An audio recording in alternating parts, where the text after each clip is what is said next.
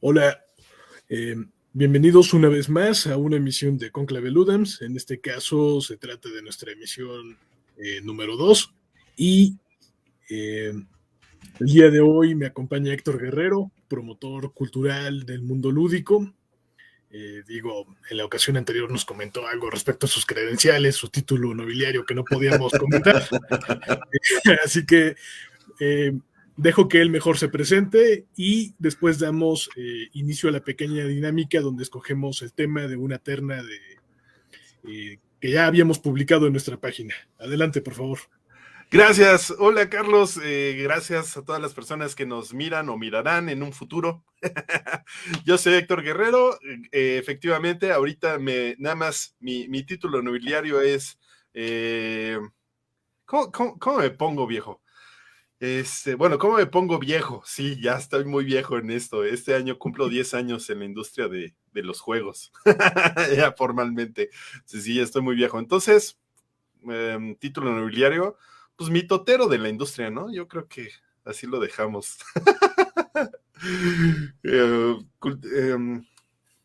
Sí, gestor cultural, mitotero de la industria, y ahí muere. Vale.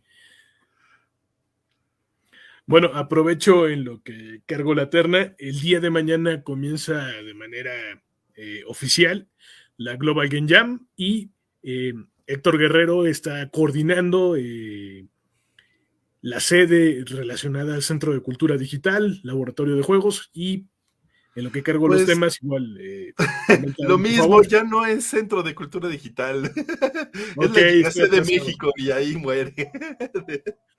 ¿Cómo? La Gigacé de México y ahí Ah, muere. ok. Ok. Eh, un momentito.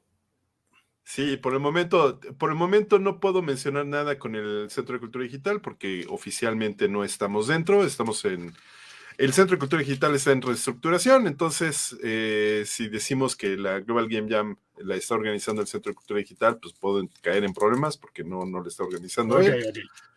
Pero nosotros lo estamos organizando, los que éramos el laboratorio de juegos, y pues que seguimos siendo mermelada de juegos, eso sí, los mitoteros de mermelada de juegos, y pues nos aventamos con esta gigasede, entonces es nuestro cuarto año como gigasede. Antes éramos la sede nada más del CCD, y ahora somos parte de la gigasede. Hay muy pocas personas, no se han inscrito tantas como el año pasado. El año pasado tuvimos 300 y ahorita la última vez que vi estábamos en 100. Entonces todavía pueden entrar a participar en la Giga Sede y divertirse haciendo juegos. En esta ocasión va a durar 10 días la Giga Sede. Bueno, más bien la Global Game Jam. De hecho, lanzaron el tema secreto el domingo 16, entonces como que hubo mucho más tiempo para hacer juegos, lo cual está interesante. Tiene pros, tiene contras, no sé, la gente se sacó mucho de onda, pero pues ya será harina de otro Bueno, costal. imagino que de alguna manera trataban de apelar a este asunto de hacer networking desde casa, ¿no? O sea, el hecho de no tener en muchos lugares la posibilidad de ir de manera presencial por el asunto de la pandemia, digo, como para dar Mira, mayor no margen de sé maniobra. realmente, no me involucré mucho en los gritos y sombrerazos que hubo al interior de la Global, porque de repente como organizador, pues puedes ver los relajos que se arman, ¿no? Sí creo, justificaron que era por el Año Nuevo Chino, que por eso lo abrían hasta el 20, ¿no? Primero eran desde el 26, ¿no? En vez de los 3 días que habitualmente es la Global Game Jam, lo abrieron desde el 26, que eran como 2 o 3 días antes, inclusive. Dices, órale, 2 o 3 días antes, órale. Pero lo dijeron, no, pues es que viene el año nuevo chino, hay que considerar, y por consideración a ellos, los ponemos el 20, ¿no? El 20 de enero. Y luego pues, salieron con que el tema secreto se lanzaba el 16, y así como, ¿what? Sí, Oh, mucho es porque, por ese fenómeno virtual, de que la gente dice, pues es que no nos podemos reunir, a mucha gente le gustó que fuera toda la semana, ¿no? Por ejemplo, la Jam, que les daba más tiempo de sentir terminar un juego. Yo con experiencia que tengo haciendo jams, hay que disfrutar cada jam como es, ¿no? Yo una jam que amo y adoro y por desgracia no he vuelto a hacerla, pero cada mes se puede hacer y aquí invito a cualquier persona que la haga, es la Mini Game Jam de Berlín. Lo pueden encontrar en Facebook, la Mini Game Jam de Berlín. Y pues aquí en México creo que arrancan como a las 4 de la mañana. Entonces, dura 8 horas nada más. Esa jam es un solo día. Es una vez al mes, un sábado. Y con eso puedes disfrutar esa jam. O puedes disfrutar jams grandes como la Mini Game World Jam que organizamos de 2 meses, ¿no? Vale. Bueno, en pantalla ya tenemos al dado.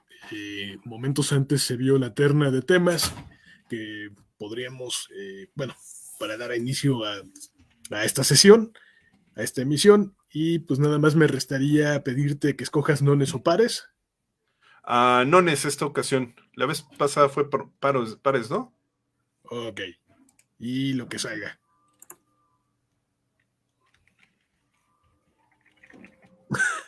Ok. Está salado, viejo. Ok.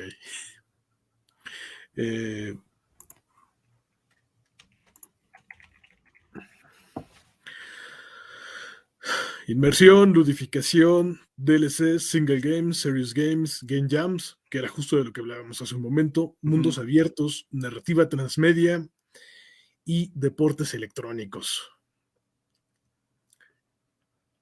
Ok.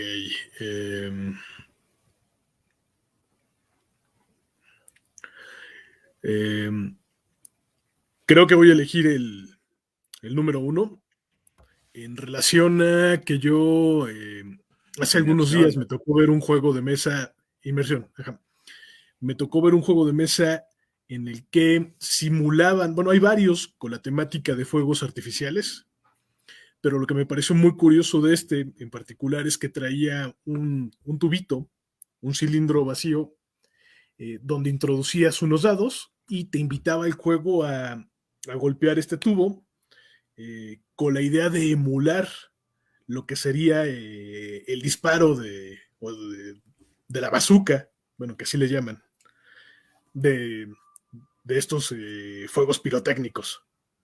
Me pareció que era un detalle que lograba un nivel de inmersión mucho mayor que el resto de juegos donde pues simplemente los utilizan por sus colores y patrones geométricos.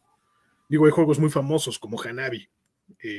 No recuerdo el nombre de este juego que vi, pero me llamó mucho la atención ese aspecto, ¿no? Cómo involucraban hasta cierto punto inmersión con acciones que podríamos decir teatrales.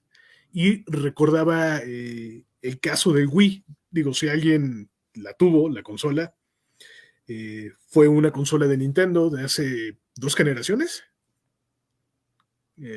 Sí, creo que sí. Era una consola que tenía 2 controles, uno llamado Wiimote, el otro Nunchuk.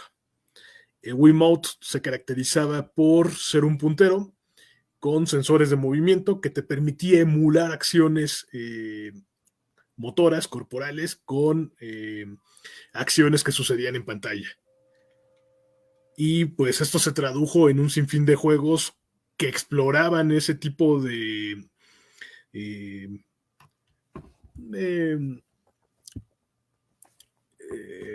exploraban mecánicamente el movimiento motor y la emulación. No sé en general qué piensas tú cuando escuchas la palabra inmersión. Híjole, me trae muchas ideas a la cabeza, inmersión. Creo que una de las cosas que sucedieron en el Centro de Cultura Digital de repente fue colaborar o más bien estar a un lado del laboratorio de inmersión específicamente, ¿no? Con Ari Ehrenberg. Y era muy interesante cómo abordaban la inmersión ellos. nosotros desde juegos tenemos muchos tipos de inmersión, ¿no? Creo que la palabra que nosotros utilizamos no es inmersión, la palabra que nosotros utilizamos es flow, ¿no? Este flow es cuando estás en el trance del juego y que estás muy afinado, muy afilado, ¿no? Jugando y nada te puede derrotar o nada te desconcentra, estás totalmente concentrado en el juego. Y esa era una de las cosas que yo pensaba que era la inmersión, al menos en juegos. Y pues viviendo o viendo lo que hacían en el laboratorio de inmersión, pues había cosas mucho más extrañas, ¿no? De repente hicieron experimentos de inmersión sensitiva de sabores, ¿no? Había un laboratorio ahí interesante de cómo manipulaban tus sabores, cómo manipulaban tu sentido del gusto. Y pues también la inmersión que te da el sentido del gusto, ¿no? Lo que evoca esta película Ratatouille de Disney, que el sabor te trae memorias o los olores te traen memorias y pues creo que parte de lo que puede llevarte a una inmersión. Digo, cuando salieron estas salas de cine de 4D con movimiento del sillón y que te echaban agüita y cosas, nunca dejé de pensar que sería muy incómodo que te pusieran pestes, ¿no? Si estás viendo una película de terror y luego estás pasando por un pantano fétido, corrupto y malsano, pues que te pongan, ¿no? El olor del pantano sería muy inmersivo, pero sería muy desagradable, ¿no? Más de uno volcaría sus vísceras dentro del cine, lo cual sería todavía más desagradable. Bueno, como dato curioso, no recuerdo si el primer o segundo juego de South Park, de los últimos, digo, South Park ha tenido una cantidad increíble de juegos, pero los que sacaron de tipo RPG táctico, dentro de su campaña de marketing habían inventado un supuesto equivalente al Oculus, pero de olores. Digo, sí. Era ficticio totalmente. Claro. Pero la idea con que lo vendían o el comercial ficticio era que tú te lo ponías y podías inhalar las flatulencias de los personajes. Sí. Bueno, es South Park, es parte de su, claro. de su mundo. De su encanto. Bueno, y ahora, por ejemplo, ¿cómo se llama? Estoy preparando un tecito. No, claro, con el frío. Sí, se me antojó. Bueno, por ejemplo, ahora que tú mencionas esto del té, por ejemplo, y mencionabas lo del cine, también hay algunos experimentos por ahí con temperatura, con olores. En el caso, por ejemplo, estaba pensando en los controles de PlayStation 5, estos, ahí se me va el nombre, que tienen tecnología de, bueno, a lo mejor digo mal las cosas, son ápticos. En este caso son controles que mandan información al sistema y el sistema le puede procesarla y devuelve. El ejemplo más básico relacionados a ellos es, por ejemplo, en el juego de Spider-Man, los diferentes niveles de presión que detectaban los gatillos influían directamente en la telaraña o en la velocidad, mejor dicho, de disparo del personaje. Ok. Son pequeños detalles, ¿no? En realidad, la inmersión, como tú comentabas, creo yo desde mi punto de vista, depende mucho del jugador, ¿no? Pienso en los niños pequeños cuando tienen acceso por primera vez a juegos y presentan esta conducta de saltar con el control. Bueno, por lo menos antes se veía mucho, ¿no? Con los mandos alámbricos, veías que estaban jugando una plataforma y cuando brincaba el personaje, hacían este movimiento. No brincas, ¿no? Claro, ajá. Sí, tú brincas. Entonces, te das cuenta que llegaban a un nivel de conexión mucho mayor que a veces que tiene un jugador, pues, ya mayor, ¿no? Pues es este flow, ¿no? Del que estaba hablando hace rato. Estás tan metido ahí en el juego que estás en el flow, ¿no? Te dejas llevar ahí en el ritmo. No sé cuál sería en la traducción al español es en el flujo, pero creo que no usamos eso. Creo que sería, estás en la onda, ¿no? Estás ahí en la onda, bien, bien clavado. Bueno, y todo esto que estamos hablando son como pequeños trucos que se utilizan dentro del desarrollo de los juegos, ¿no? Como para generar esta sensación. ¿Son pequeños trucos o es el objetivo lograr? Creo que eso también sería una de las preguntas interesantes, ¿no? Ujú. La inmersión. Pensando, digo, a lo mejor Tetris no lo ves como un juego o una dinámica inmersiva y sin embargo te envuelves, ¿no? Cuando estás jugando te envuelves en el juego y lo disfrutas o disfrutas el hecho de estar acomodando cosas y al rato pues, estás soñando que estás ordenando cosas, ¿no? Creo que es parte también de la inmersión. No sé, se me ocurre.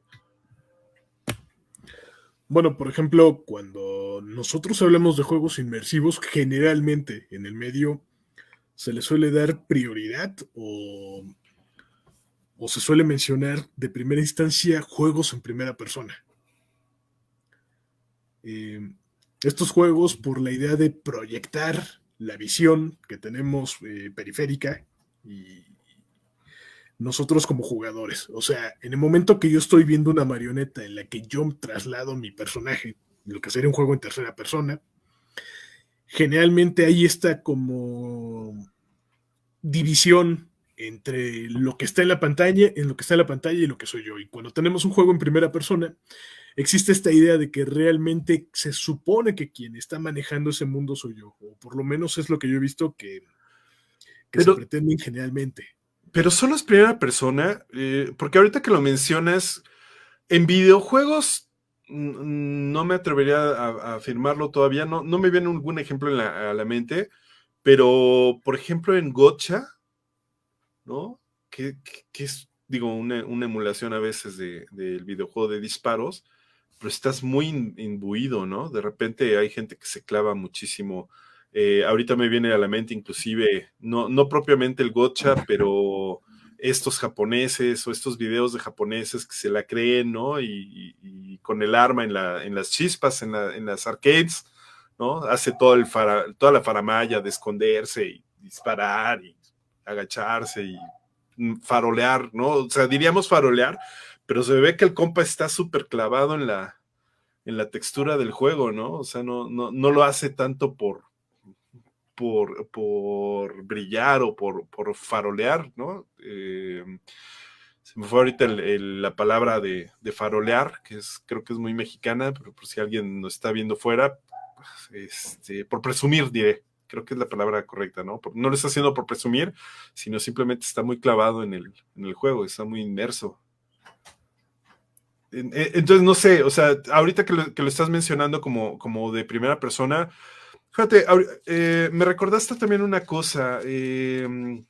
Guauperro Espinosa y me lanzaba la pregunta y salió mucho por Blanca López. Creo que Blanca López le había comentado a él, fue alumno de ella, de la operación del juego. O sea, cuándo estás jugando y cuándo estás operando el juego. Y no entendí muy bien, pero me da la impresión que operar el juego es cuando solamente estás picando los botones sin sentido, ¿no? Cuando no estás inmerso en el juego, simplemente estás picando por picar, ¿no? Por pasar el tiempo, por no ponerle atención al juego, nomás estás bobeando, ¿no? O baliconeando con el juego. Y cuando estás jugando, verdaderamente, pues estás en esa inmersión, ¿no? estás enfocado, estás disfrutando de lo que te dice el juego, estás disfrutando de la narrativa que tiene el juego, con sino a pesar de que tenga narrativa textual o narrativa en el sentido que lo conocemos como cine, ¿no? O una narrativa de cuento o algo. Digo, al final de cuentas, Tetris, como bien lo decía Blanca López, Tetris tiene narrativa también, ¿no? Es una narrativa que se va construyendo con el juego, conforme se va desarrollando el juego. No quiere decir que no la tenga, simplemente es otra forma de narrativa. Entonces, creo que ese sería el parámetro a poner en comparación entre inmersión y entre operación del juego, ¿no? O sea, me refería al hecho de que si crees que existe algún medio o formato que es mucho más accesible para lograr la inmersión que otros. Tú mencionabas el caso de Tetris. Tetris emana de un juego, un rompecabezas abstracto ruso. Si no mal estoy, son pentaminos, es decir, son estructuras de cinco bloques. Tradicional.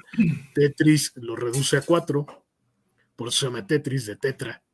En los juegos abstractos la narrativa generalmente suele ser la misma estructura de mecánica y dinámica que se va generando.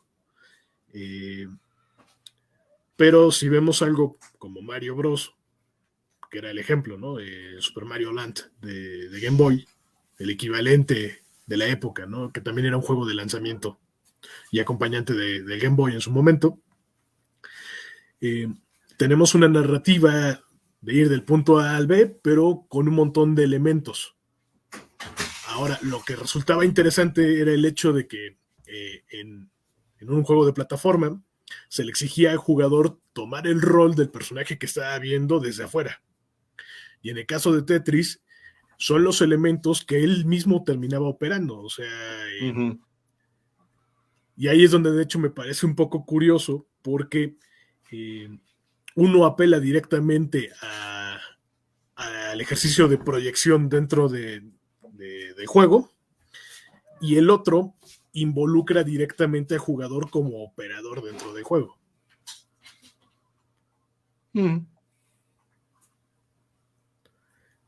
Pero con respecto a la narrativa y la pregunta que lanzabas, si hay algún formato que sea más inmersivo o no, híjole, ahí yo diría que depende del gusto, ¿no? Hay gente a la que sí le gusta mucho involucrarse en una historia. Hay gente a la que la historia le viene y le va. Un poquito pensando en los diferentes tipos de diversión. Hay personas que se divierten creando, ¿no? Y crean su mundo o crean su historia al momento de que lo van creando. Las personas que les gustan los sandbox, precisamente porque están creando al interior de un mundo, esa es su forma de inmersión, ¿no? Es como que la capacidad del ser humano para abstraerse o dividirse en diferentes facetas y disfrutarla al máximo cada uno. No sé si a eso le podríamos llamar inmersión, ¿no? ¿Qué tanto te clavas en un tema o en un quehacer? Bueno, y por ejemplo, en la industria de la prensa, bueno, en la prensa especializada en juegos de video, a veces se utiliza el término o la expresión relacionada a la inmersión como si fuera un elemento cuantificable. Incluso en algún par de ocasiones llegué a ver en estas barras que sacan de valores, el valor de inversión como si fuera algo que tú pudieras pedir por unidades. Y entonces aquí mi pregunta es, ¿tú como desarrollador consideras que es algo relativo o crees que sí se puede llegar a medir? Definitivamente se puede llegar a medir. Definitivamente creo que sí se puede llegar a medir. Y creo que hay mucha gente que aspira a ello. Se puede medir, creo, porque en otras artes es similar, el fenómeno es similar. ¿Qué tanto te abstraes? ¿Qué tanto te involucras con lo que estás haciendo? Es decir, ¿qué tanto te involucras con una pintura? ¿No? ¿Qué tanto te lleva la misma pintura a su tema, a lo que te está diciendo, al mensaje que te quiere transmitir esta pintura? ¿No? Por decir alguna estupidez, un Pollock, que tuve la fortuna de ver un Pollock y de repente tú dices, no, pues esos son puros rayones y pura pintura esparcida. De repente a mí sí me atrapó el Pollock, ¿no? Algo tiene el Pollock que sí me atrapó la mirada. Yo, salte de ahí, no puedo, algo me tiene ahí, ¿no? Pero son puros rayones. Mi cerebro decía, son puros rayones. Sí, pero hay algo ahí, ¿no? O sea, no podía. Fue un fenómeno muy curioso, muy raro. Otro ejemplo, pues sería los cómics. De repente hay gente que vive los cómics muy profundamente, ¿no? Hay cómics que pueden ser muy ligeros, ¿no? Del mismo autor, hay capítulos o hay tomos o hay entregas que no necesariamente son tan profundas, no son tan inmersivas, ¿no? No te abstrae el mismo texto, o una película, o un anime, o una obra de teatro, una obra musical. De repente hay unas que sí te absorben y hay otras que no te absorben tanto, y lo puedes medir, creo, desde la masividad, ¿no? Una cosa es que hay excepciones, ¿no? Que, por ejemplo, Chaikovsky, pues es para mí Chaikovsky, ¿no? No es su majestad Johann Sebastian Bach, ¿no? O Brahms, ¿no? Es el Chaikovsky, ¿no? Para mí. Entonces, pero hay gente que ama y adora a Tchaikovsky y pues está bien, ¿no? O sea, a ellos sí los mete, a ellos sí los lleva a su mundo, a mí no. Y entonces ahí puedes empezar a ver la masividad de cuántas personas están siguiendo a un evento, o están siguiendo o están cayendo en las redes, más que seguir, están cayendo en las redes de algún evento, ¿no? O sea, dígase juego, dígase película, dígase obra de teatro, dígase escultura, dígase lo que quiera. Entonces, Correcto. sí creo que se pueda medir en ese sentido.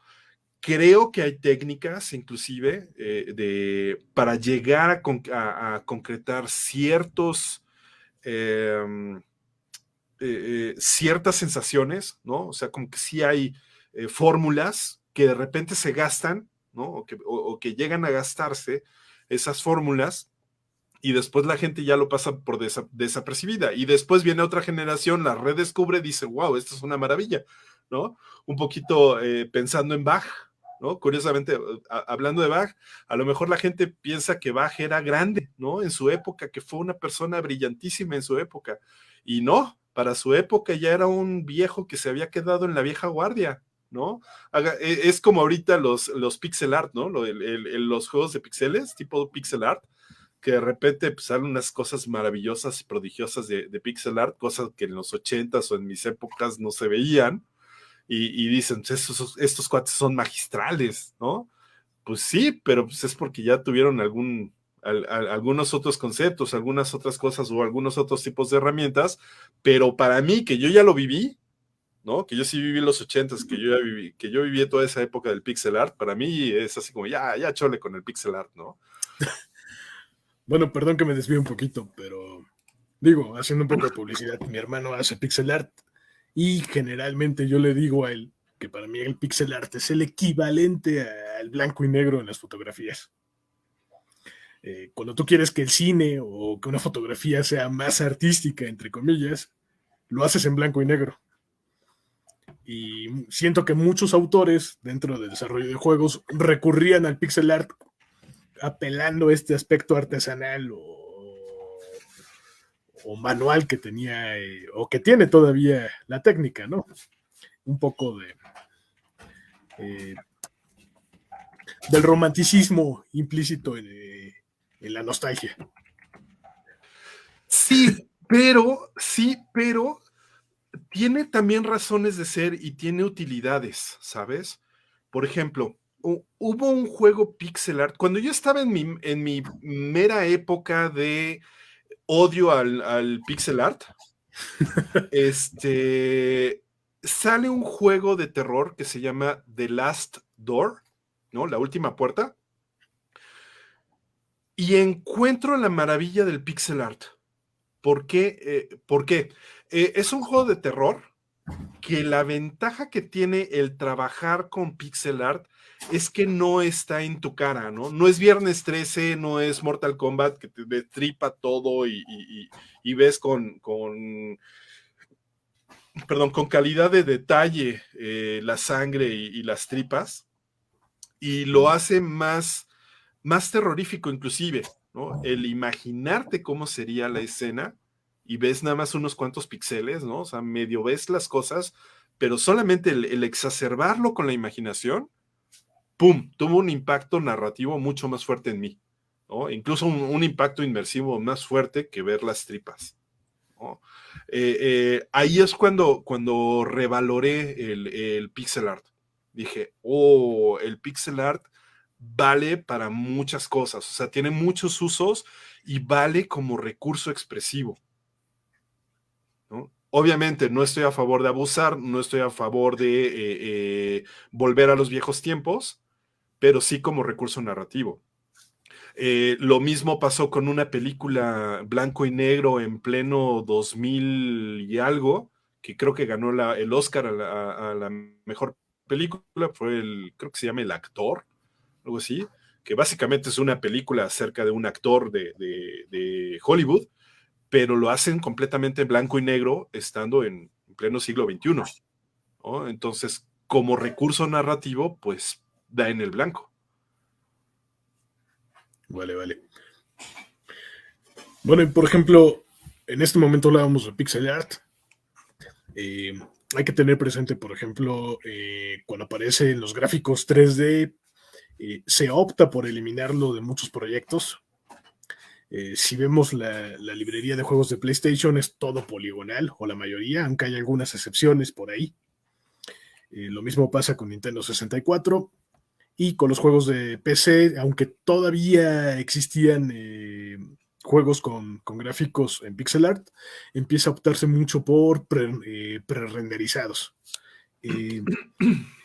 La idea del videojuego siempre era seguir avanzando con tal de llegar a emular aspectos visuales similares a los del cine. Y bueno, lo estamos viendo con Unreal y sus nuevos modelos. A veces parece que es mucho más sencillo que si tú lo que estás presentando tú en pantalla parece más real. Es mucho más fácil también poder lograr ese nivel de inmersión en el público. ¿Se ha convertido en una muletilla o cómo lo ves tú? ¿Cómo lo veo yo? Como un proceso natural de evolución. Para mí no es nuevo lo que está pasando, yo lo vi como historia del arte, ¿no? En mi formación de músico, en mi formación de artista, tuvimos una clase que era historia del arte. Y en la historia del arte, obviamente, empiezas con las manos, las pintas de las manos en la piedra o los animales en piedra, ¿no? Y cómo va evolucionando hasta llegar a un barroco que es hiperrealista, ¿no? Y que puedes ver todos los detalles con lujo, ¿no? O sea, incluso con lupa empiezas a ver y resulta que es pintura, ¿no? Algo hiperrealista en ese sentido. Y después se empieza a desfigurar, ¿no? Se empieza a ir hacia el impresionismo, al puntillismo, y ya después saltamos al cubismo y después a una serie de cosas que ya la gente no entiende ni por nada, ¿no? No quiero decir que no la disfrute, pero ya no la entiende como ese principio de imitación de la realidad, ¿no? Ya es otro tipo de imitación de la realidad en otros conceptos y en otras teorías y en otras direcciones. Entonces, lo que está pasando con los juegos y es exactamente lo mismo. A lo mejor ustedes no lo vivieron. Ahí sí que me tocó ser el viejito y uno de los, ni siquiera de los primeros que lo vivió, ¿no? con estos juegos de Atari que eran completamente puros puntitos, o sea, ni siquiera era pixel art de 16 bits, o sea, era verdaderamente de 8 bits, y eran nada más cubitos que imitaban la forma de movimiento, el Pac-Man, ¿no? Que nada más abría y cerraba, y los fantasmitas que se ve como que tiemblan, pero y nada más se mueven los ojitos. Y te imaginabas muchas cosas, pero siempre te quedabas con ganas de ver algo más realista en ese momento. ¿No? Dices, es que sí, pero estoy viendo el juego, pero sí me lo imagino como puros cubitos. O sea, quiero ver algo más real. Hasta que llega un Doom, por ejemplo, ¿no? Que dices, ah, caray, ya se siente un poquito más real y va evolucionando. Y después viene un Mortal Kombat con la digitalización del stop motion, ¿no? O sea, de fotografía real digitalizada, y creo que no es el único, hubo seguramente otras cosas más. Entonces, poco a poco se viene el hiperrealismo, ¿no? O sea, la gente va buscando ese tipo de cosas hasta que llegamos a un 2014, 2013, por ahí, si mal no recuerdo, que ya la gente está harta del hiperrealismo, ¿no? O sea, ya la gente se empieza a hartar del hiperrealismo, viene la ola de los indies, y los indies no se pueden dar el lujo de quemar muchos recursos computacionales, ¿no? Y empiezan a hacer, obviamente, bajos poligonajes, ¿no? O sea, tienes que utilizar menos polígonos, porque la compu no te da, ¿no? Entonces empieza este tipo de voxel art o este tipo de low poly, ¿no? Y ahí me gusta mucho el arte de Mulaka, por ejemplo, este juego mexicano, este videojuego mexicano, que creo inclusive marcó tendencia. No estoy seguro porque soy el peor gestor cultural del juego que existe, no conozco muchos juegos, pero a mí me da la impresión que Mulaka sí marcó un antes y un después de algunos juegos, porque después de Mulaka empecé a ver que la gente estaba siguiendo como que ese estilo de diseño gráfico, ese estilo de arte, o digo, a lo mejor ya existía, yo no lo había visto en otro lado, pero A lo sí. mejor, a lo mejor tuvo algo que ver el hecho de que uno de sus modeladores tiene un curso en línea en una plataforma. Tal No vez, lo sí. creo, no lo creo porque lo empecé a ver en juegos más profesionales, ¿no? En juegos de otros niveles que tú dices, ¿habrán volteado a ver esto? ¿No? ¿Habrán volteado a ver a Mulaka? Como que de repente lo pongo en duda. No lo dudo, ¿no? Porque Mulaka, a final de cuentas, es un juego cultural muy importante, pero en la industria del juego, a lo mejor alguien lo vio y dijo, ah, hay algo ahí, ¿no?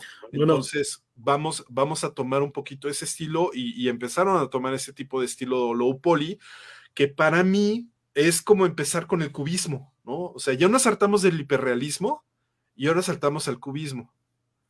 Y aquí, en el caso de México, algo que me choca, por ejemplo, y que ya he visto que hay gente que también le choca y ya se está saliendo de ahí, es que somos muy infantiles en México.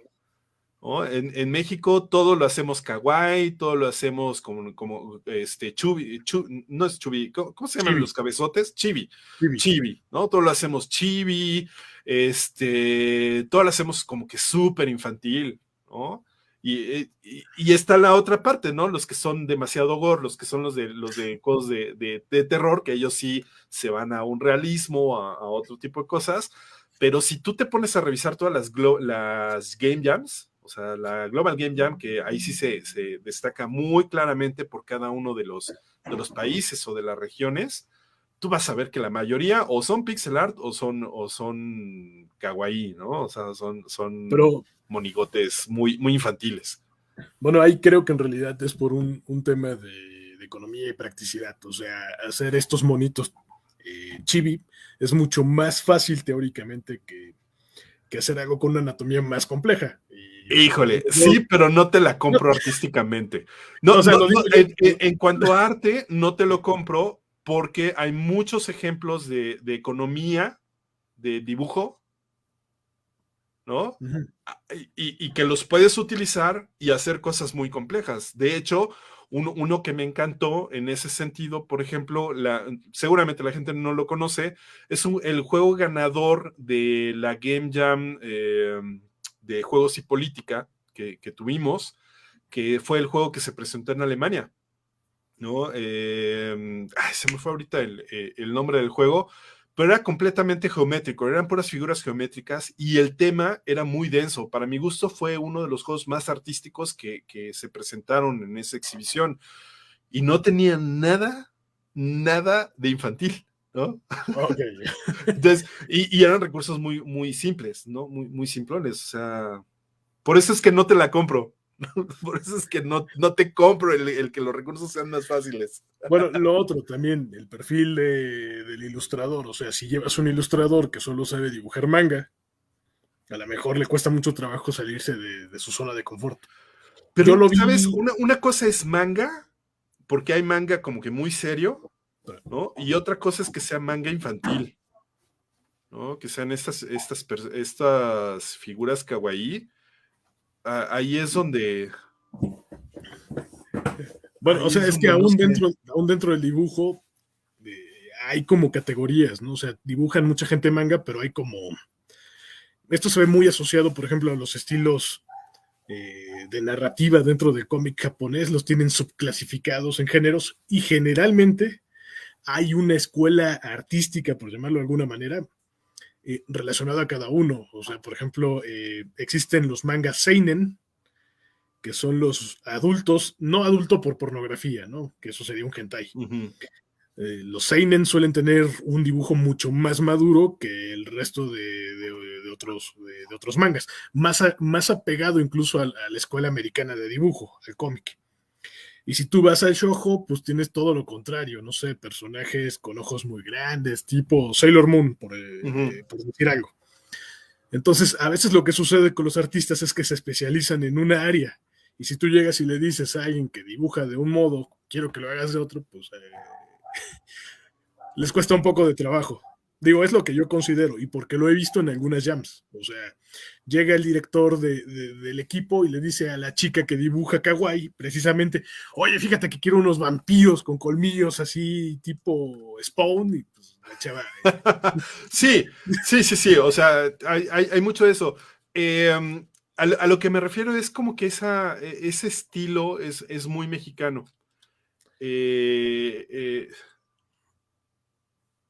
Creo que hay muchos artistas mexicanos que tienen estilos muy diferentes.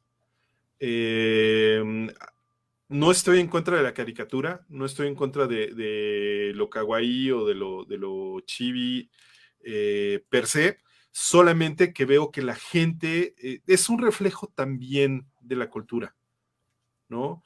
De repente hubo esta jam de herencia cultural en Estados Unidos y de repente ves a chavos de 12, 14 años que ya están haciendo arte, pero de otro nivel, ¿no? O sea, de un arte que no es infantil o que no se siente infantil y es un arte mucho más, digamos que del siglo XX, en el sentido de lo abstracto, ¿no? En cubismo, este tipo de cosas más, tanto hiperrealismo, utilizando assets hiperrealistas de 3D, como arte más, híjole, soy malo inclusive para eso, más arte tipo de la Bauhaus, más arte contemporáneo, ¿no? Líneas abstractas, cosas por el estilo. Y en México creo que todavía estamos muy en la caricatura, pero lejos de eso, caricatura infantil. Que curiosamente, ahorita estaba viendo una serie en Netflix que se llama Seis Puños. Es una cosa muy interesante. No sé si vale la pena recomendarla o no. Creo que es una obra mexicano-gringa, ¿no? Muy al estilo de Netflix, pero la historia es mitad mexicana, mitad gringa, por lo que entiendo, pero no es, aunque es caricatura para adultos, creo, ¿no? Es demasiado gore, tiene demasiado gore. Entonces está muy interesante el estilo, tiene el estilo ahí un poquito como de dibujo como los de Korra, ¿no? Los de Avatar. Entonces, está interesante ese salto, ¿no? Con que empiezo a ver que la gente ya se está saliendo de ahí, está empezando a buscar otras cosas. Bueno, lo que pasa es que esto tiene que ver también mucho con el aspecto a veces financiero y económico, ¿no? Son industrias, las industrias creativas lo son, no dejan de moverse por el dinero. Y, y el hecho es que cuando existe un nicho de mercado, pues siempre va a haber alguien que intenta aprovecharlo. ¿Tú Entonces, crees? sí, No sé, me queda la duda si es por cuestión económica o si es por cuestión cultural. Es decir, que no tengan un abanico de conocimiento más grande. Es bueno, yo hablaba decir, en el o sea, caso de, que los, de las propuestas más serias, o sea, y lo digo en relación, por ejemplo, el caso de Pokémon. La gente que jugaba Pokémon y que lo juega cuando era niño, ahora son adultos, los que se han mantenido ahí, lo han llevado a un nivel de perfeccionamiento en el metajuego, se han vuelto expertos y exigen y piden a gritos un Pokémon mucho más maduro, que no va a pasar porque ellos siguen enfocados en un público y una línea infantil. Más adelante alguien se dará cuenta de esto y hará un Pokémon Mortal Kombat o algo por el estilo. Eh, mm, bueno, es una forma de verlo, ¿no? no lo dudo, o sea, no dudaría que hubiera gente que utilizara eso. Si sacaron Happy Tree Friends, ¿no? Esta caricatura con personajitos kawaii que se destrozan y es bastante gore, que no puedan hacer algo así similar en videojuegos. Hay de gustos, ¿no? También incluso son corrientes, supongo, corrientes de pensamiento, corrientes artísticas. bueno, mencionabas, por ejemplo, el caso de la leyenda de Korra, ¿no? De Avatar. Este proyecto nace de Nickelodeon, trata de enfocarse a un público no solo al habitual del canal, en este caso de Nick, sino también a las personas que ya consumían anime y manga. Lo Ujú. logra, lo logra bien, a lo mejor no tal vez en el nivel que pretendían en un inicio, pero también están movidos por la idea de capturar un nicho de mercado, ¿no? Sí, pero las libertades artísticas son diferentes, ¿no? Ahorita que mencionas específicamente la leyenda de Korra, algo que aprecio mucho de la leyenda de Korra, de su estilo artístico, es que tocan mucho el Art Nouveau, ¿no? Bueno, siempre me confundo entre Art Nouveau y Art Deco, pero que utilizan mucho eso, el steampunk, ¿no? En esa temática y artísticamente se decantan, se ven obligados a irse hacia ciertos lugares, ¿no? Hacia ciertos derroteros y tomar ciertas referencias visuales. Y ahorita en esta serie también en Netflix de Arcane, que Uh-huh. es una maravilla, bueno, a mí me pareció fenomenal, sobre todo el arte también, ¿no? O sea, estás viendo un arte tipo impresionista mezclado con Art Nouveau, Art Deco y Steampunk, ¿no? O sea, todo este tipo de cosas que lo vuelven muy, muy rico visualmente y se sale de los estereotipos o se sale de las tendencias que había hasta este momento. Y Bueno, eso te permite en otro tipo de inmersiones, o sea, regresando un poquito al tema de la inmersión, en particular estos juegos como Arcane o estos juegos, ¿en dónde he visto ese estilo como estilo de arte gráfico como el de Arcane? Pues creo que lo he visto en Borderlands, ¿no? Que es uh-huh. medio pintura, medio raya, Cell shading. ándale, te ayudan a transmitir una narrativa, te Bueno, ayudan a... en el caso de Borderlands hay que hacer un paréntesis grande. El juego originalmente iba a tener modelos comunes. Por ahí debe de andar perdido un tráiler del primer juego, un teaser que Mm, hicieron, donde se puede ver el hecho. Cambiaron al cel shading no solo por una cuestión artística, sino también por de recursos, porque aunque parezca lo contrario, el cel shading es una herramienta que permite ahorrar muchísimos recursos a la hora de meter 3D en un juego. claro. Y si a alguien le sirve el tip, ahí está, ¿no? Y Es una aparte técnica de hecho ya vieja. Sí. te sirve artísticamente para destacar rasgos, ¿no? Y eso te ayuda a meterte ayuda a dirigir al espectador o al jugador hacia ciertas áreas específicas, ¿no? Lo que preguntaba, si es medible o no la capacidad de inmersión, pues es también cómo llevas a tu público, cómo llevas a la jugadora o al jugador hacia un derrotero que tú quieres, que es mucho lo que hacen los magos y mucho lo que hacen los mimos y mucho lo que hacen los actores, ¿no? O sea, te empiezan a contar una historia y te van llevando o te están poniendo algo enfrente mientras atrás están haciendo otras cosas, pero están queriendo que sigas un lugar visualmente, te están distrayendo o te están llevando hacia el punto central, al punto medular que quieren que veas, ¿no? A veces en las caricaturas me parecía risible, ¿no? Que tú estás viendo un fondo y siempre hay una piedra que destaca, y curiosamente esa piedra que está pintada más marcada es que van a destapar o van a abrir o van a descubrir algo en esa piedra, ¿no? Entonces, como estilo artístico, apoyándole a la inmersión, pues es cómo vas armando tu truco para llevar y que caigas en esa trampa, ¿no? Por llamarle trampa, ¿no? La inmersión como visto como una trampa o llevarte hacia un punto específico que quieres que la gente esté ahí y que no se salga. Bueno, y por ejemplo, el papel que tiene la música dentro de la inmersión en los juegos, ¿no? En el caso de los juegos de mesa, no es tan intrínseco tal cual en todos. Algunos juegos comienzan a incluir pistas de audio para jugar a la par para reproducir a la par que juegas. Hay el anuncio, hay una página que se llama Melodice, Melo de melodía, Dice dado. Pueden buscar ahí, hay una base de datos, buscan el nombre de un juego y teóricamente les va a mandar una pista de YouTube, pero una sugerencia relacionada, música relacionada temática al juego que están jugando.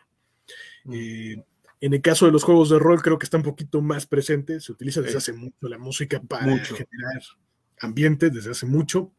Y en el juego de video es algo que de manera rudimentaria comenzó, pero ha alcanzado niveles increíbles.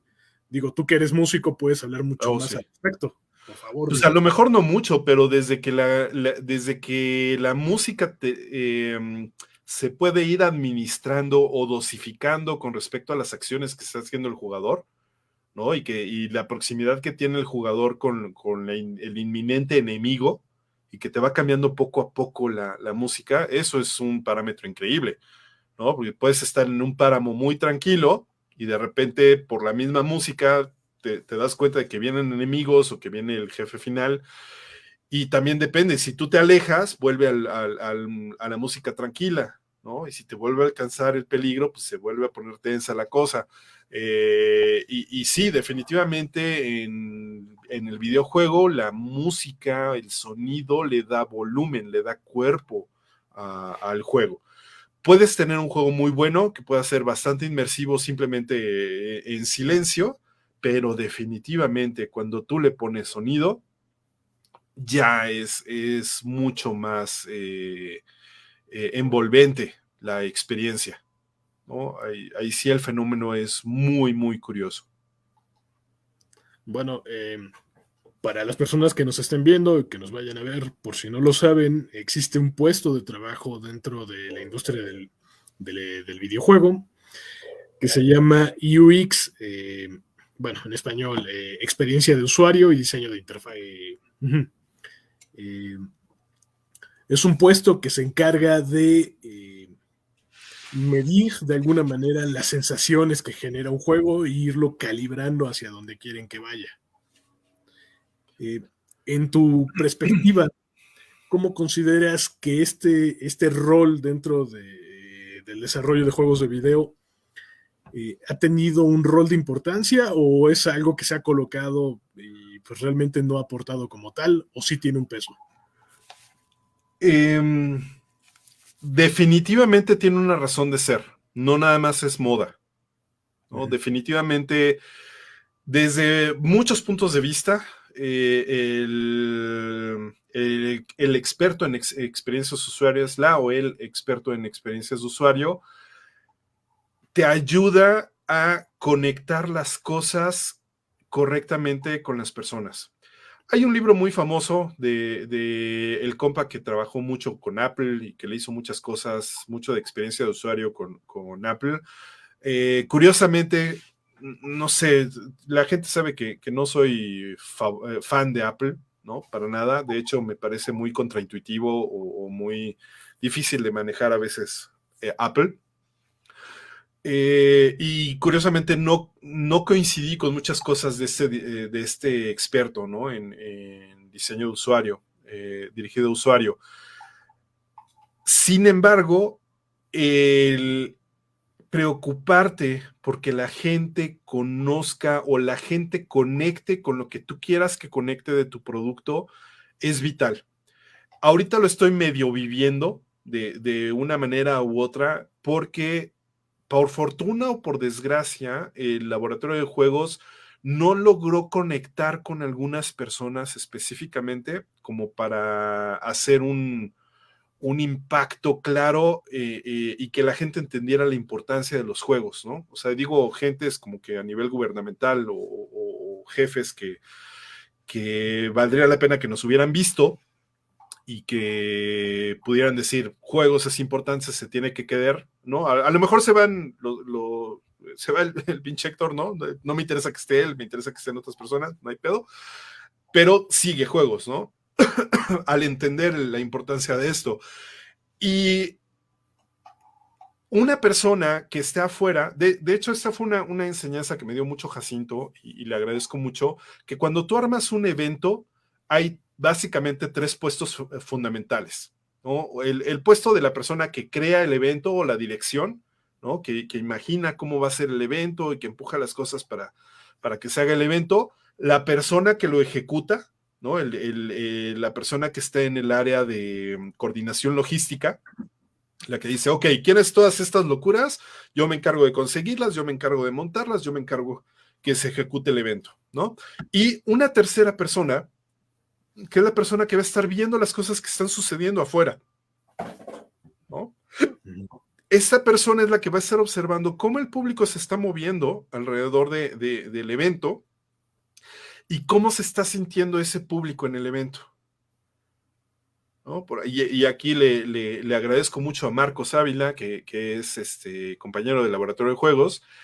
Él tenía esa función, ¿no? Esa función de observar lo que estaba pasando con la gente, que se desvivía por la gente y buscaba la manera en que la gente tuviera una muy grata experiencia y que entendiera claramente lo que estaba pasando en el evento.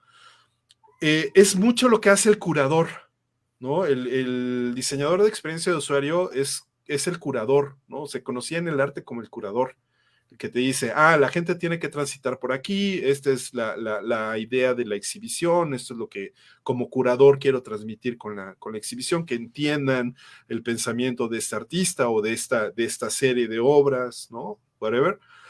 Entonces, lo mismo sucede con el de experiencia de usuario. Había ocasiones en que en los juegos, pues tú tienes un superjuego, pero de repente tu programador o tus personas de narrativa se clavaban tanto en su historia que se olvidaban de cómo mostrarla al público para que el público la entendiera. Entonces tienes juegos muy buenos, juegos súper bien elaborados, pero no conectan con el público porque el público no sabe por dónde abordarlos, ¿no? Sobre todo los nuevos, ¿no? A lo mejor los que ya tienen alguna cultura lúdica, alguna literacidad lúdica, pueden abordar el juego fácilmente, sin problemas, pero los nuevos rompe, ¿no? Y que de repente también decayó mucho en estos tutoriales estúpidamente fáciles o estúpidamente bobos, ¿no? Y que ponían todo, o sea, desmenuzaban todo mucho, pero también entender que muchos de ellos dependían de un público objetivo muy infantil, ¿no? Que no necesariamente podía dominar algunas cosas, pero bueno, esa es harina de otro costal.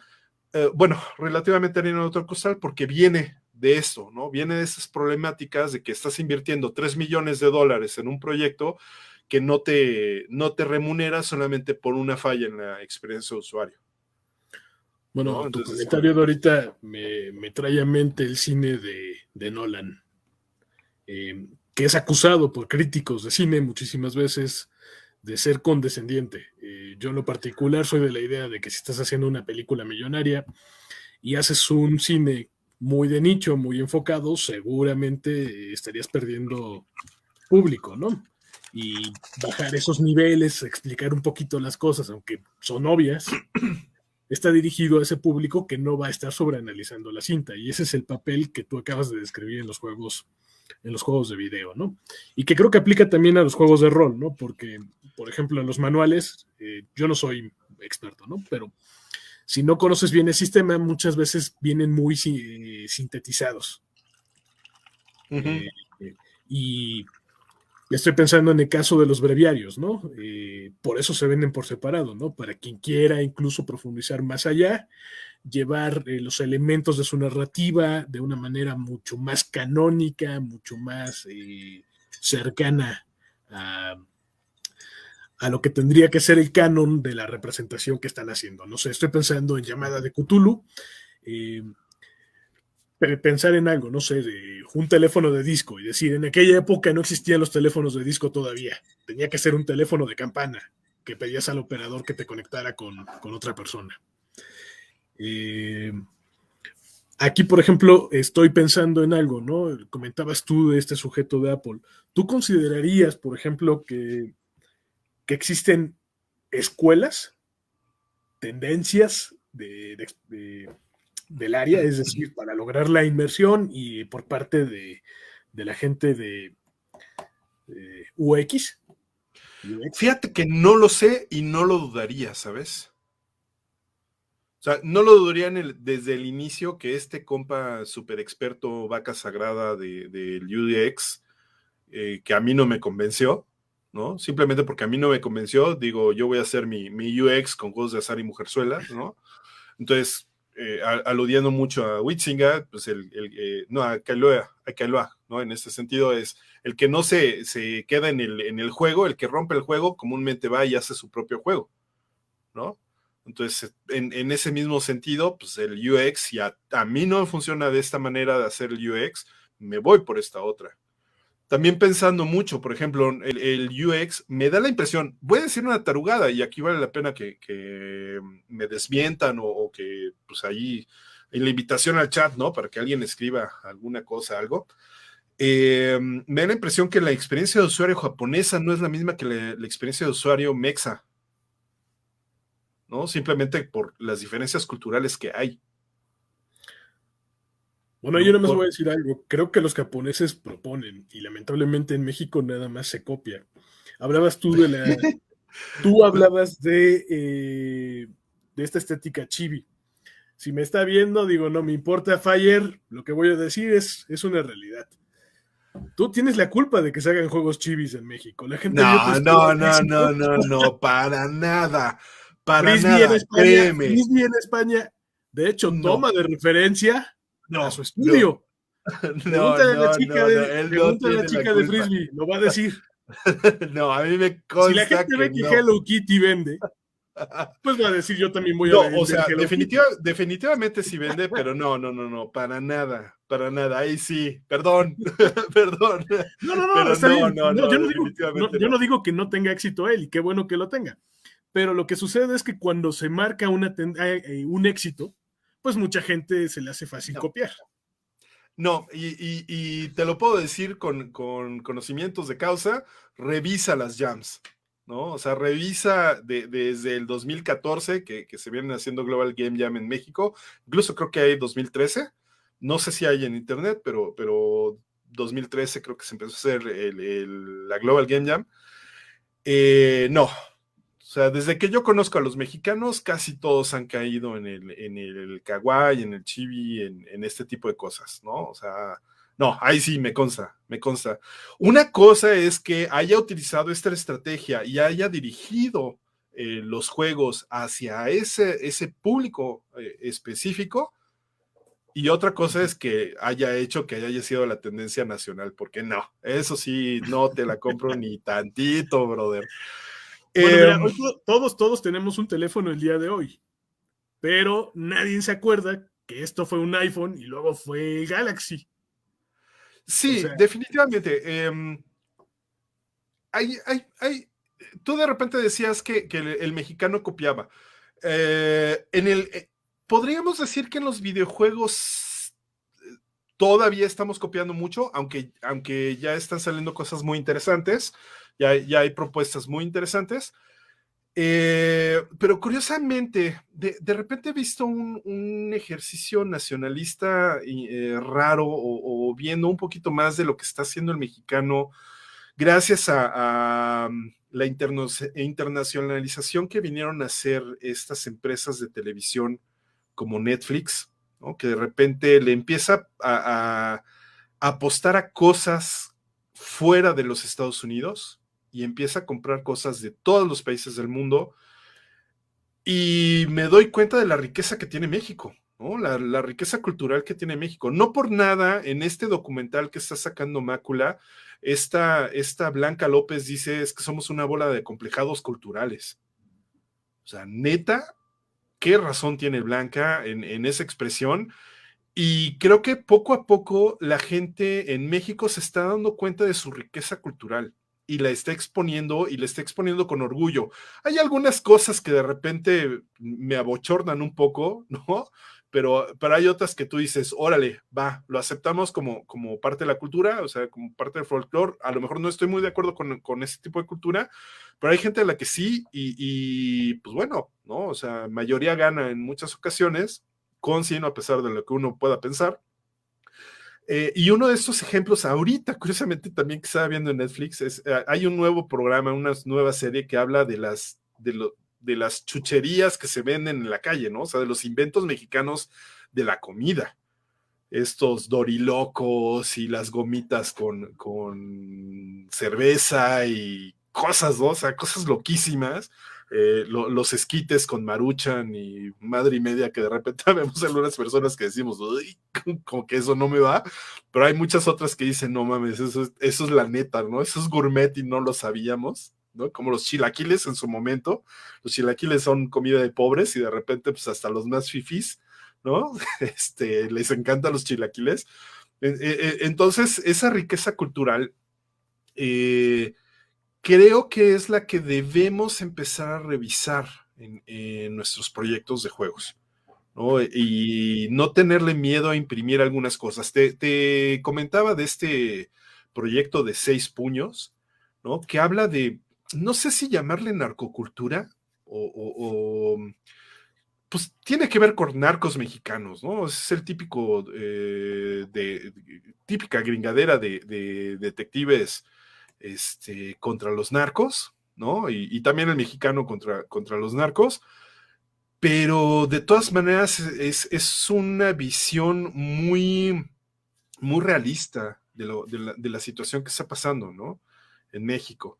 Entonces, estás poniendo tu realidad cultural en una ficción que no deja de ser tan poco real, ¿no? O sea, no estás romantizando lo que está pasando, porque creo que esta serie en ningún momento romantiza lo que está pasando, y sí está exponiendo parte de nuestra cultura, ¿no? Para bien o para mal, no toda esa cultura es algo que tú quieras que suceda todo el tiempo.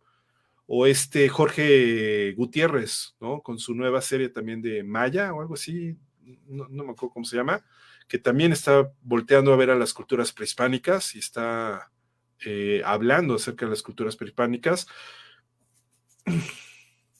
No sé, creo que la riqueza y la experiencia de usuario es muy diferente, porque todo esto venía de la experiencia de usuario, ¿no? ¿Cómo vas a transmitir esta información?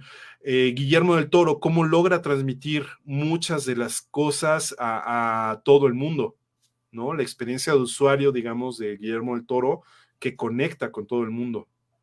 O la experiencia de usuario, diré, de Jorge Gutiérrez, cómo conecta con los chicanos, ¿no? Y cómo ensalza a esta cultura chicana, ¿no? Y cosas por el estilo. Entonces, está muy interesante también ver desde esa perspectiva la experiencia de usuario y cómo esa te lleva a la inmersión. Bueno, por ejemplo, en el caso del cine, ¿no?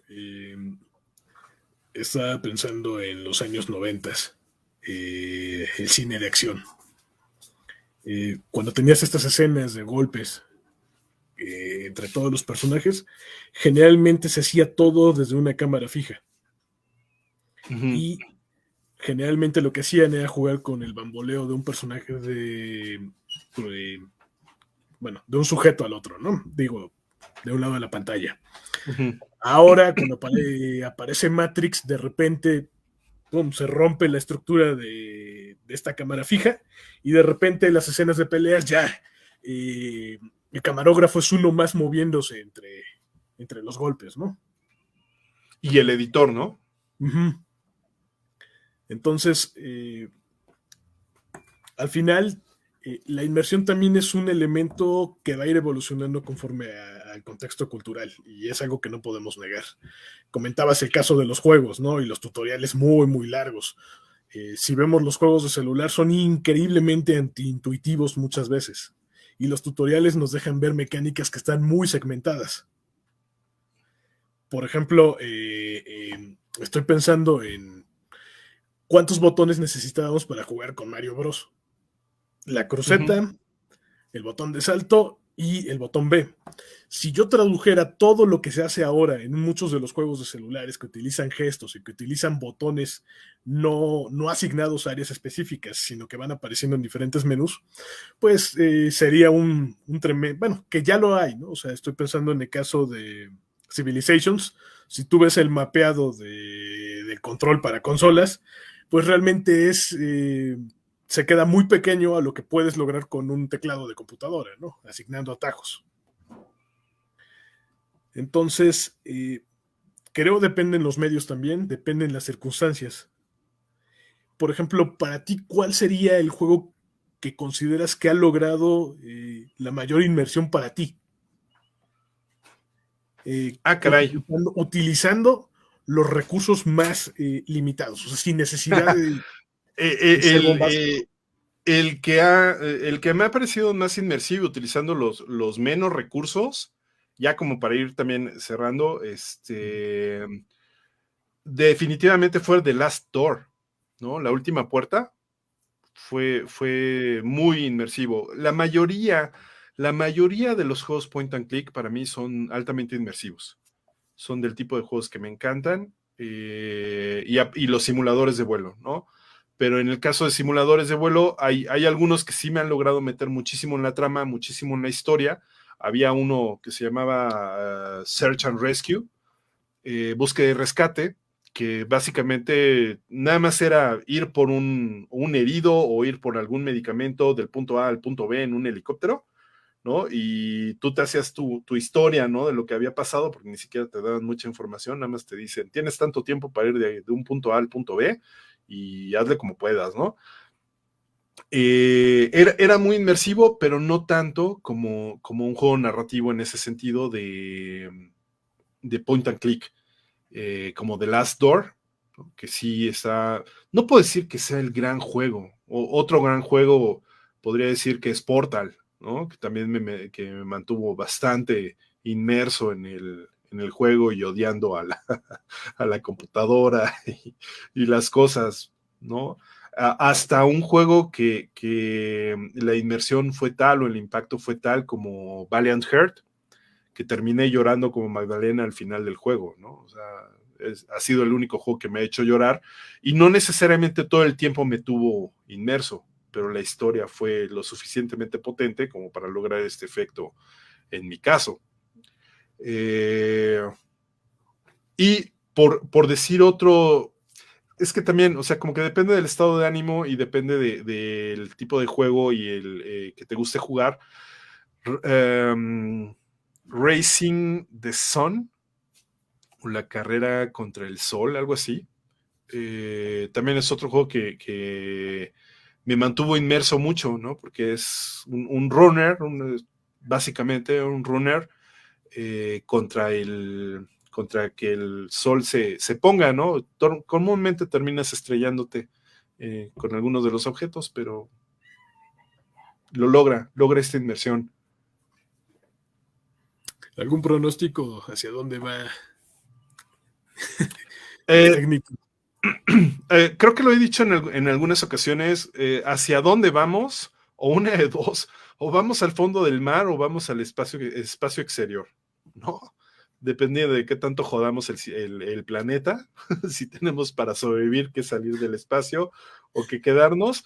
Ya hablando un poquito más en serio, ya vi, o al menos ya empezaron a hablar acerca de las nuevas televisiones holográficas, ¿no? Que ya se concretó, ya se lograron hacer algunos hologramas, algún sistema holográfico, no que no existiera, sino que como que ya algo más mercadeable. Creo que vamos indudablemente hacia allá, ¿no? De repente, no soy Star Trekero, no soy fan de Star Trek, pero de repente viendo 2, 3 cosillas, estas salas holográficas donde vives situaciones diferentes, ¿no? O sea, que te preparan para ciertas situaciones, creo que hacia allá vamos. Hacia allá hay que aspirar, ir, inclusive, pues creo que la pandemia que aceleró todo este proceso digital nos va a impulsar hacia allá, en este mismo sentido de proceso natural del ser humano. Primero buscar el hiperrealismo y una vez que te cansas del hiperrealismo, empezarlo a transformar. Ahorita estamos fascinados con las gafas de realidad virtual y al rato vamos a decir, es mejor la realidad aumentada o el XR, ¿no? Aunque no sea popularizado por el costo de los dispositivos, pero creo que mucha gente le agrada más el AR que el VR, ¿no? Y hay gente a la que le gusta más el XR todavía, y si todavía puedes vivir eso en un escape room, ¿no? Como que es mucho más inmersivo, ¿no? O sea, como que hacia allá va, entonces... De hecho, creo que fue el gran ausente durante toda la plática, ¿no? El VR y el AR. Hablando de la inmersión, ajá. Digo, en lo particular soy mucho más afín a la AR, el VR no me agrada en lo más mínimo, pero digo, hay gente que de verdad, en el caso de PlayStation, o sea, Oculus, genial, pero pues es muy privativo, ¿no? Por sus costos. Fíjate que ya no, con el Oculus Quest hubo un cambio, nada más que se acercó pandemia y se acabaron. Es un buen paradigma, es un paradigma interesante el Oculus Quest. Y sí, como que depende mucho del uso que le vayas a dar. Yo como fanático de los simuladores de vuelo, créeme que ahorita estoy que se me hace agua a la boca por tener un maquinón que pueda correr VR y comprarme mi headset de VR, que lo veo de aquí a 10 años que eso suceda, y poder jugar un simulador de vuelo, ¿no? Tipo ese de Star Wars que salió. Para mí sería así como, a ver, vamos a vivir eso en VR, a ver qué tal se siente, ¿no? Y seguramente será algo que ya no querré salir de ahí, ¿no? En ese sentido. Pero, pues si de todas maneras me ofreces todavía algo más de ponerme en estas sillas, ¿no? Que se mueven, que tienen pistones, que tienen motores y hidráulica y demás, como el buen amigo Boy, que allá en el Politécnico tiene su cacharro. Perdón, créeme, o sea, 1000 veces prefiero ese tipo de cosas, o sea, 1000 veces poderme subir a un MiG-29 o a alguna madre de esas, ¿no? A un X-Wing o a un Millennium Falcon o estos, pues claro, ¿no? Eso sería ¿cómo le dicen? Epítome de la inmersión. Pues bueno, eso es a lo que aspiras, ¿no? Supongo, en algún momento. Bueno, pues no me resta más que agradecerte por tu tiempo. Digo, en realidad, creo que en esta ocasión divagamos mucho más. El tema, no sé, cuando se escogió en la terna parecía mucho más profundo, pero al final, pues parece estar conectado con todo lo que ya habíamos hablado las veces anteriores, ¿no? De alguna manera. Y a lo mejor es porque estamos nada más los dos, ¿no? Como que hace falta alguien que venga y diga, no, yo estoy en contra, yo pienso diferente. ¿Quieres oír la opinión del diablo? Me la está pidiendo. Aquí quiere decirle. Adelante. Ok. Va a mantenerse oculto, nada más con audio. Voz en off. Ok. Hola, Por cierto, diablo.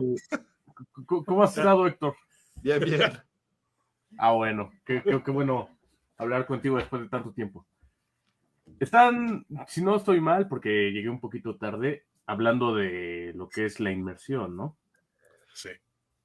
Y hablando de los sistemas que se han desarrollado últimamente para maximizar la inmersión de los jugadores. Yo sigo llorando por la muerte del Wii.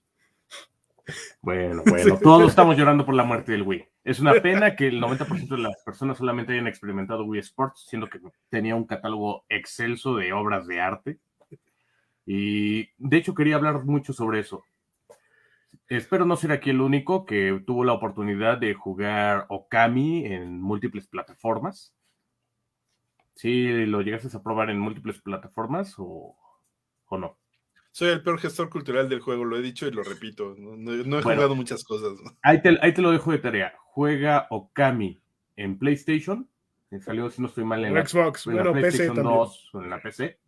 No, en la PC no. Salió para PC Xbox. no, porque en PC utiliza... No, está para Xbox One, está para Play 4, para Switch ahora y, bueno, salió para Wii y Play 2 originalmente. Pero eso es a lo que voy. Originalmente salió para PlayStation 2. Luego lo tuve la oportunidad de volver a jugar en lo que era la Wii y cambiaba radicalmente la experiencia. Simplemente el hecho del tiempo de carga de la Wii más rápido que el de la PlayStation 2 quitaba una de las mecánicas más importantes, que era el poder utilizar los tiempos de carga para presionar muchas veces y ganar cuernos de demonio, que al final podías canjear por ítems súper chetados. ¿Cuál era la forma que tenías que hacer? Pues en cada pelea lo más que podías farmear eran 2 con la mecánica del ataque de la orina. Los veteranos sabrán de lo que hablo. Conseguir los ítems finales era una cosa horrible en el Okami de Wii. Simplemente horas y horas de farmeo. Justo a eso nos referíamos dentro de la plática. A lo mejor, como dices, llegaste tarde, pero es ¿qué te llena de inmersión? ¿No? O sea, ¿qué es aquello que te hace estar inmerso en el juego? Y depende mucho de los tipos de juegos y de aquellas cosas que te gusten, que logren conectarte con ese flow. Y lo que también platicábamos de operar solamente el juego, ¿no? Presionar botones por presionar botones y no encontrarle sentido. Creo que se demuestra, ¿no? En este sentido, también hablando de inmersión, me recordaron el Kinect, ¿no? Que también para mí es una lástima que se haya perdido. O sea, para mí sí es una lástima que se haya perdido el Kinect. Creo que tenía mucho potencial y de hecho se está utilizando de otras maneras el Kinect, la tecnología del Kinect. En fin, o sea, como que fue una apuesta adelantada para su época a lo mejor, y que los mismos desarrolladores no tenían la accesibilidad a trabajar con estas herramientas. Yo que sí tuve la oportunidad, creo que me quedaron en el tintero algunas ideas de hacer cosas, o todavía se pueden ocupar para hacer escenarios de inmersión más interesantes. ¿No? ¿Quieren que les diga por qué? Muchos experimentos, por ejemplo, fuera. Él mencionaba el caso de Okami y creo que no logró puntualizar. El juego en realidad sí perdió parte de su flujo porque una de las mecánicas relacionadas a la pantalla de carga te permitía avanzar mucho más rápido y se perdió obviamente por el avance tecnológico.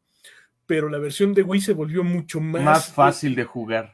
Se volvió mucho más entrañable y de hecho los coleccionistas la buscan mucho porque fue la única donde con el Wiimote como un puntero tú dibujabas los elementos dentro del juego. Quien no haya jugado Okami, por ejemplo, una de las mecánicas era dibujar una bolita y ponerle una rayita, y eso era un símbolo de una bomba. Entonces tú materializabas dentro de... O en el cielo un círculo y salía el sol. Ajá, o sea, tú dibujabas los elementos para que aparecieran dentro del mundo. En el caso de PlayStation 2, todo se hacía por medio de la palanca secundaria de control. El revolucionario. Control. Entonces, pues la verdad, era un juego difícil de manejar porque implicaba tener cierta coordinación con el otro pulgar. En el caso de Wii, todo esto se hacía mucho más... orgánico y o sea, era inmersivo en el sentido de que realmente sentías que estabas pintando. Y bueno, creo que algo que un esto cambio de hardware puede representar un cambio en la jugabilidad y por ende en la experiencia. O sea, yo pensaba en juegos como Trauma Central, un juego que simula lo que son las operaciones de un cirujano, ¿no? Ajá. Y si bien las versiones de 10 o de 3DS creo que llegó a salir, pues tú agarrabas tu stylus y le estabas haciendo así, pues no llegaba al nivel de inmersión que tenía una versión de Wii, porque en la de Wii pues tenías que hacer varios, estabas moviendo, ¿no? O sea, tal cual. Lo que hace un cirujano en la vida real, digo, hasta que simplemente sean asistentes de una IA, los cirujanos pues tienen que estar con las manos dentro, ¿no? Y era lo que simulaba la versión de Wii. Antes, ahora pero aquí nada más una pequeña acotación, y perdón, ya también tengo que irme. Sí, perdón. Dieron en el clavo, en el sentido, y creo que completa mucho lo que habíamos platicado antes, de la experiencia de usuario, ¿no? El UX, cómo diriges las cosas para que tengas esta inmersión, ¿no? Si fue pensada para una consola específica donde vieron o revisaron que los movimientos eran más intuitivos, más naturales y conectaban más con la sensación del juego, de repente perder esa tecnología o transformar la tecnología rompe con esa inmersión, ¿no? Pero responde mucho a tu pregunta, Carlos, creo que ahí, ¿no? O sea, la inmersión sí se hace. O sea, sí la planeas, sí la estudias y sí la llevas, ¿no? Y pues ya dependerá de las habilidades y pues de la brillantez de la persona que la haga, la obra, ¿no? O sea, cómo hace la obra para que conecte mejor con el público. Vale. Bueno, no te quitamos más tiempo. Ahora sí, va. Sabemos que tienes la llama encima. Mucha suerte para mañana.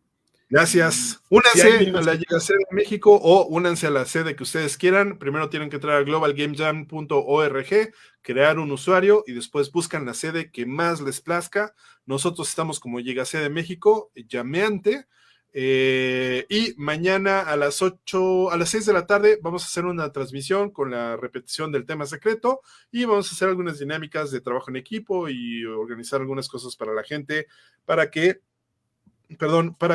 se una y hagan los equipos y empiece a hacer sus juegos acerca de dualidad.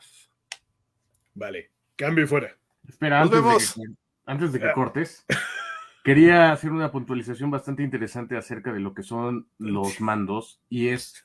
ya después. Perdón que te corte ahí, Diablo, pero sí, mejor lo reservamos para la siguiente. Lo dejamos para luego, vale. Ahora sí, ahí se vale. Échalo en el chat si quieres y ahí seguimos la discusión. Chao.